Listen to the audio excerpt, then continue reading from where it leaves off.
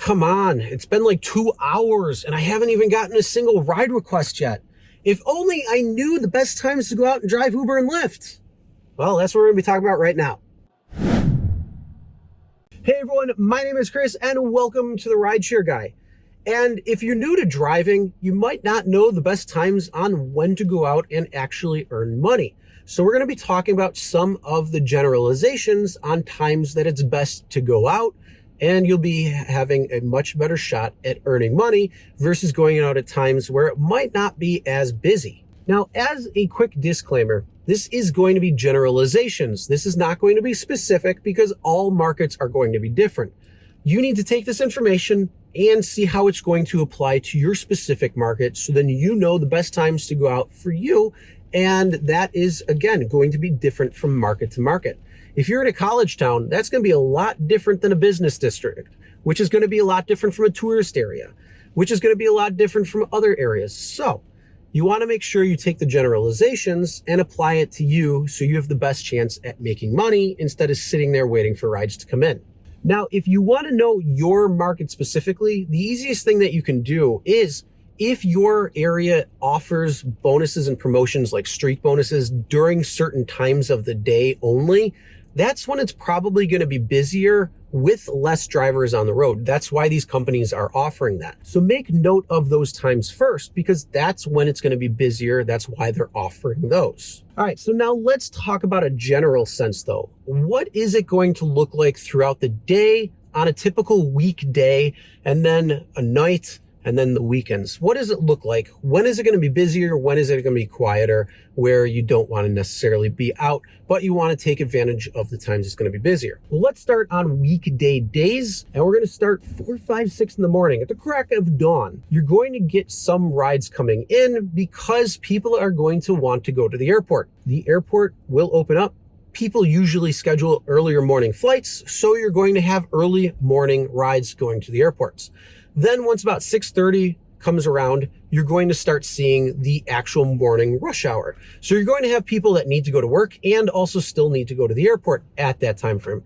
And that will go to about 9:30.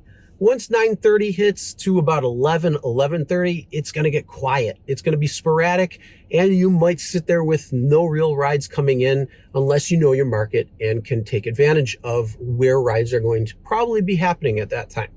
So again, those are going to be a quieter time between rush hour and lunch hour. And then once you hit that 11:30 to about that 1:30, that's going to be lunch hour and lunchtime, lunch rush. And it's going to pick up a little bit again. So people are going to want to go to somewhere to eat and then back to work or back home. So you're going to have that nice little extra rush right there.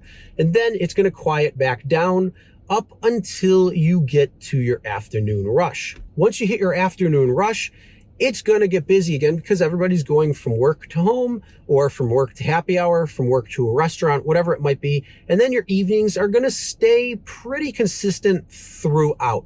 Your early weekdays though, so your Monday, Tuesday, Wednesday, usually it's going to taper off around 8 or so, and the night isn't going to be as busy. Depending on though what's going on, what events are going on, that could be different. Again, in a general sense though, it's going to be much quieter on a Monday, Tuesday, Wednesday evening and night than it is throughout the day during the time.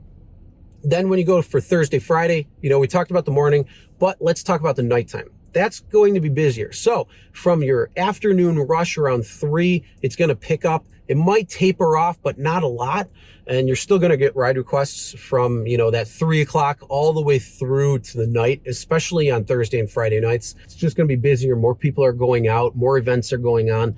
So that is something that you can position yourself. So if you like staying out as long as you can before nightfall, well, it's going to be good on a Thursday or Friday night up until you get to that nightfall. If you don't want to drive at night, that's one thing. But if you enjoy driving at night, Thursday and Friday nights are great. Now let's talk about the weekends. The weekdays start early in the morning. The weekends start a little bit later from what I've seen.